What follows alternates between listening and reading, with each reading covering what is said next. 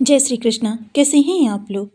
Friends, आज जो चर्चा होने वाली है बेहद महत्वपूर्ण होने वाली है। सूर्य देव वर्ष में एक बार नीच राशि में जाते हैं और नीच राशि में जाकर ये नीच ही प्रभाव प्रदान करते हैं। अब जैसा कि पिछले माह ये अपनी तुला राशि में गोचर कर रहे थे, तुला राशि जो कि सूर्य देव की नीच की राशि है। नीच की राशि होने के कारण देखिए, जब भी ग्रह नीच का होता है वो आपको प्रभाव उतने अच्छे नहीं देता है। अब सूर्य देव जो कि आत्मा के कारक हैं, पिता के कारक हैं, उच्च सरकारी नौकरी के कारक हैं, नौकरी कोई भी हो उसमें स्थायित्व के कारक हैं, सुखों में स्थायित्व के कारक हैं, पिता के कारक हैं, आरोग्यता के कारक हैं, आँखों के कारक हैं। तो ये सारे जो कारक स्थान हैं बेहद महत्वपूर्ण रोल निभाते हैं हमारे जीवन को आगे चलाने में। अब इन्हीं सब स्थानों से आपको समस्याएं देखने में आईं, किसी को छोटी किसी को बड़ी। अब ये जो कुछ हुआ यह सूर्य के बल के आधार पर हुआ। अब सूर्य देव राशि परिवर्तन 16 नवंबर 2024 को प्रातः 7:45 पर करेंगे। 7:45 पर यह तुला राशि को छोड़कर मंगल देव की वृश्चिक राशि से गोचर करेंगे, जो कि बेहद महत्वपूर्ण है क्योंकि मंगल देव इनके मित्र ग्रह हैं। ये यहाँ पर बुध के साथ गोचर करेंगे। बुध के साथ होने से देखिए बुधादित्य राजयोग बनता है और बुधादित्य राजयोग बनने से, क्योंकि गज केसरी राजयोग के बाद यदि किसी योग को सर्वोत्तम माना जाता है तो वह बुधादित्य राजयोग ही होता है। बुधादित्य राजयोग आपके जीवन में धन के लिए, मान सम्मान के लिए, प्रसिद्धि के लिए, आपकी संतान के लिए, कैरियर में नित नई प्रगति के लिए बहुत ही महत्वपूर्ण योग होता है। जिस भाव में भी ये निर्मित होता है वहाँ से संबंधित और जहाँ पर इसकी दृष्टि होती है, क्योंकि सूर्य की सप्तम दृष्टि बहुत ही प्रबल होती है। प्रबल होने के कारण इसका प्रकाश जिस भाव में ये होते हैं उस पर कम देखने में आता है और जहाँ पर इनकी दृष्टि जाती है वहाँ पर बहुत ही ज़्यादा देखा जाता है। तो इसका मतलब ये है कि ये बुधादित्य राजयोग आपके जीवन में बहुत ही सुख, समृद्धि और संपन्नता के द्वार खोलने वाला है। अब ये डिपेंड करता है कि इन पर दृष्टि किन किन ग्रहों की पड़ रही है। इन पर सबसे पहले मार्गी शनि, जो कि 15 नवंबर 2024 को मार्गी हो चुके हैं, उनकी दृष्टि पड़ रही है। प्रचंड राहु की दृष्टि पड़ रही है और साथ ही साथ गुरु की भी दृष्टि जा रही है। तो इस तरीके से अब इनके प्रभाव जो हैं वो आपको किस तरीके से प्राप्त होंगे। शनि देव के साथ इनका 36 का आंकड़ा है। हालांकि शनि देव जो है सूर्य को बहुत ही सम्मान देते हैं शत्रुता होने के बावजूद, क्योंकि शनिदेव जो कि कर्माधिकारी के पद पर हैं, अपने हर कार्य को जानते हैं कि वह क्या कर रहे हैं और पिता उनके लिए सम्माननीय है। राहु जो कि इनके प्रचंड शत्रु हैं वह भी देख रहे हैं। गुरु जो इनके मित्र हैं वह भी देख रहे हैं। तो इस तरीके से ये वृश्चिक राशि में आपके लिए किस तरीके के फल कारक होंगे इस पर चर्चा करना बहुत ही जरूरी है। क्योंकि क्या है कि सूर्य हालांकि नीचता से तो निकल गए हैं, क्योंकि जैसा कि हमने टाइटल दिया है सूर्य ने घर बदलकर नीचता खत्म की। राहु शनि गुरु से दृष्टि पड़ेगी 16 नवंबर से 15 दिसंबर। उच्च धन लाभ वर्सेस हानि, क्योंकि दोनों ही स्थितियां आपकी बनने वाली हैं। अब ये स्थितियां संबंधित भाव से संबंधित आपके लिए कुछ विशेष लेकर आएंगी, क्योंकि सूर्य भी बली हो रहे हैं गुरु और बुध के कारण, और शनि राहु की दृष्टि के कारण कुछ स्थानों से आपके लिए नकारात्मकता देखने में आएगी। भाव से संबंधित ये चीज़ें होंगी। तो आज इन्हीं सब विषयों पर पूर्णतया विश्लेषण करेंगे इस वीडियो में, जो कि इनकी दृष्टियों से दृष्ट होने के बाद आपको किस तरीके से प्रभावित करने वाले हैं।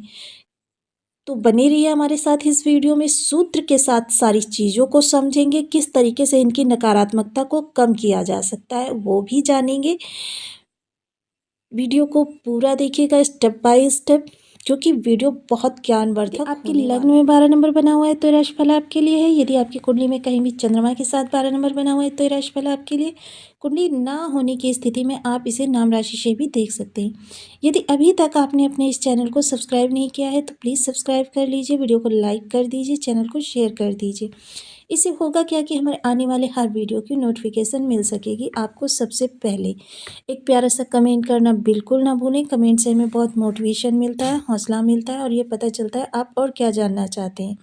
तो देखिए, इस समय पर जो ये बुधादित्य राजयोग बन रहा है वह आपके भाग्य भाव में बन रहा है। भाग्य भाव बेहद महत्वपूर्ण भाव होता है। आपके लग्न के समकक्ष भाग्य भाव को रखा जाता है, क्योंकि देखिए लग्न का 11 भावों का प्रभाव भी लग्न को प्राप्त होता है और भाग्य भी 11 भावों का प्रभाव लग्न को ही दिलवाता है। कहते हैं ना, कोई कर्म लेकर आता है, कोई भाग्य लेकर आता है। इस समय आप बेहद प्रबल भाग्य के स्वामी बनने जा रहे हैं। थोड़ी सी समस्याएं आपके जीवन में आ सकती हैं, पिता को स्वास्थ्य को लेकर, पिता के साथ अनबन, ये समस्याएं तो आपको देखने में आएंगी, किंतु अन्य चीज़ों के लिए आपके बहुत अच्छा होता हुआ दिखाई देगा।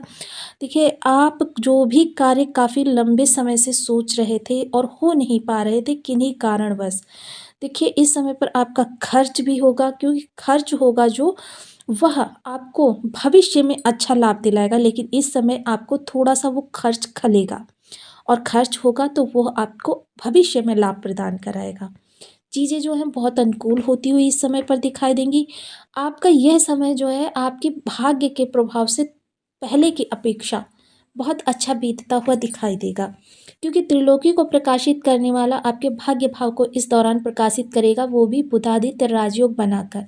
वहीं देखिए, ये शनि से दशम दृष्ट होंगे, राहु से नवम दृष्ट होंगे, गुरु से सप्तम दृष्ट होंगे।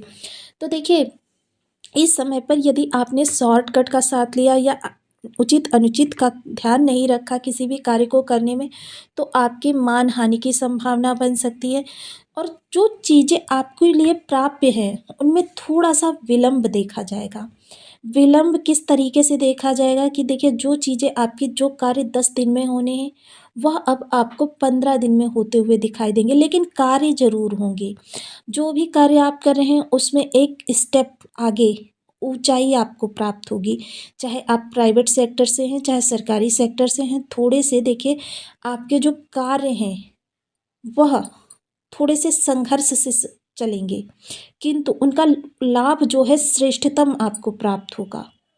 यह चीज़ें आपके साथ होंगे। वहीं जब सप्तम दृष्टि इनकी आपके कार्य पराक्रम के घर पर जाएगी, तो पराक्रम देखिए, आप इस समय पर बेहद कर्मठ व्यक्ति हैं और आपकी विचारशीलता जो है वह बहुत अच्छी होती हुई दिखाई देगी। इस समय एक कहे ना तो दूरदर्शी व्यक्ति होंगे। यह होगा शनि का प्रभाव। शनि बेशक से शत्रु ग्रह है, किंतु शनि कर्माधिकारी भी हैं और शनि सूर्य की रिस्पेक्ट पिता के रूप में ही करते हैं। तो पिता के सामने शनिदेव ज़्यादा आपको अवरोध उत्पन्न नहीं करेंगे। इस समय पर क्या है, आपको थोड़ी जोड़ों से जुड़ी हुई समस्या, आंखों से जुड़ी हुई समस्या, या फिर आपको पिता के कार्य कारोबार से जुड़ी हुई समस्याएं फेस करनी पड़ सकती हैं।